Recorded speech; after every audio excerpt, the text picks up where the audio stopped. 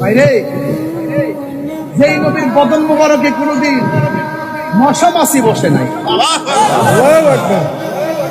সেই নবীর নুরানি বদন মোবারকে পাথর মারে। হায় হায়, আরে যেই নবীর রাস্তা দিয়ে গেলে পাথরগুলো তোলার মতো নরম হয়ে গেছে, যেই নবী গাছের পাশ দিয়ে গেলে গাছগুলো ঝুঁকে গিয়ে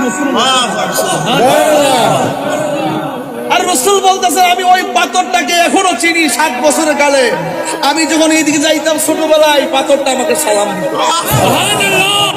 ওই পাথরটা আমি এখনো।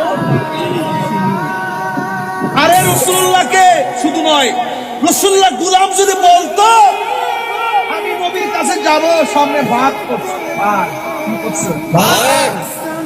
ভাত খাইতে আসছে, ডাক দিয়ে আমার খাইছে, আমি নবীর কাছে যাবো। আগে লেজ নামায় দিয়া নবীর বাড়িতে যাওয়ার রাস্তা দেখাই দিচ্ছে। কিনা জানি না, আপনি নবীর প্রমাণ কি? রসুলকে কি প্রমাণ চাও? পারলে আকাশের 4টা 2 ভাগ করো। আঙ্গুল মুবারক দিয়ে ইশারা করছে।